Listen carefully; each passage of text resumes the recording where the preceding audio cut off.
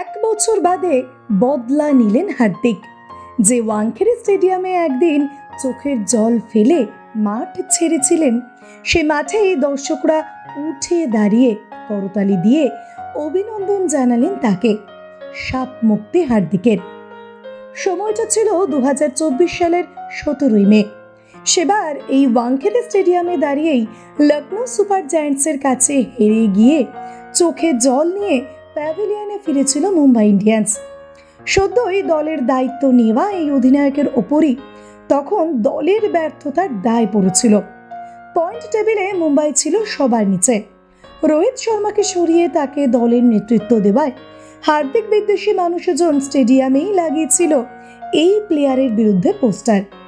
তবে এই ঘটনার ঠিক 369 দিন পর 21 মে 2025 এর ঠিক উল্টো ছবিটাই দেখা গেল গোটা দেশ জুড়ে। যে মুম্বাই ইন্ডিয়ান্সের শুরুটা এই সিজনে একেবারেই ভালো হয়নি, সেই দলই ওয়াংখেড়েতে দাঁড়িয়ে দিল্লিকে হারিয়ে উঠল প্লে অফে। সবচেয়ে বড় কথা, এবারও কিন্তু এই দলের দায়িত্ব ছিল হার্দিক পান্ডিয়ার কাঁধে। ম্যাচ শেষে যখন গোটা স্টেডিয়াম হার্দিকের নামে জয়ধ্বনি দিচ্ছিল, তখন হাত জোর করে দর্শকদের ধন্যবাদ জানালেন এই প্লেয়ার। এটাই তো চেয়েছিলেন তিনি। একটা সময় যে দর্শক তাকে ছাপরি বলেছিল, আজ তারাই তাকে দুহাত ভরে আশীর্বাদ দিচ্ছে, জয়ধ্বনি দিচ্ছে।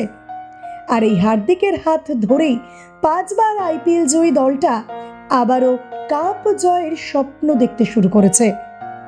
এই সিজনে কিন্তু হার্দিকের নিজের পারফরমেন্স খুব একটা ভালো হয়নি। 9টি ইনিংসে মাত্র 161 রান করেছেন তিনি। তবে নিলাম টেবিলে Ryan Rickelton, Will Jacks, Trent Boult, Deepak চাহারদের নিয়ে সুন্দর করে দলটা তৈরির পেছনেও কিন্তু হাত ছিল এই মানুষটার।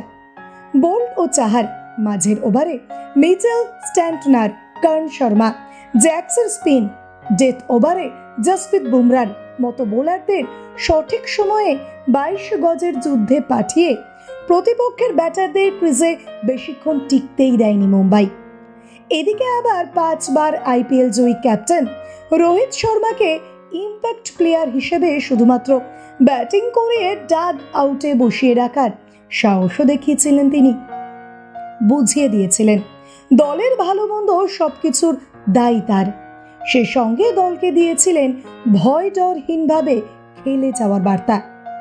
বুধবার মাঠে নেমে মুম্বাই প্রথমে ব্যাটিং করতে গিয়ে হার্দিক মাত্র 3 রানেই আউট হয়ে গেলেও বাকিদের ওপর অগাধ ভরসা ছিল তার।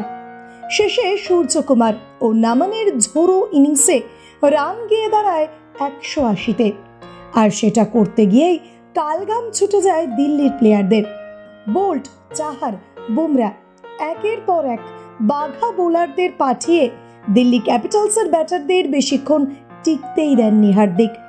অবশেষে দিল্লিকে হারিয়ে একদিকে যেমন প্লে অফে উঠল মুম্বাই, ঠিক তেমনই 369 দিন পর এই ওয়াংখেড়েতে দাঁড়িয়ে মাথা উঁচু করে সকলের প্রশংসা কুড়ালো হার্দিক পান্ডিয়া।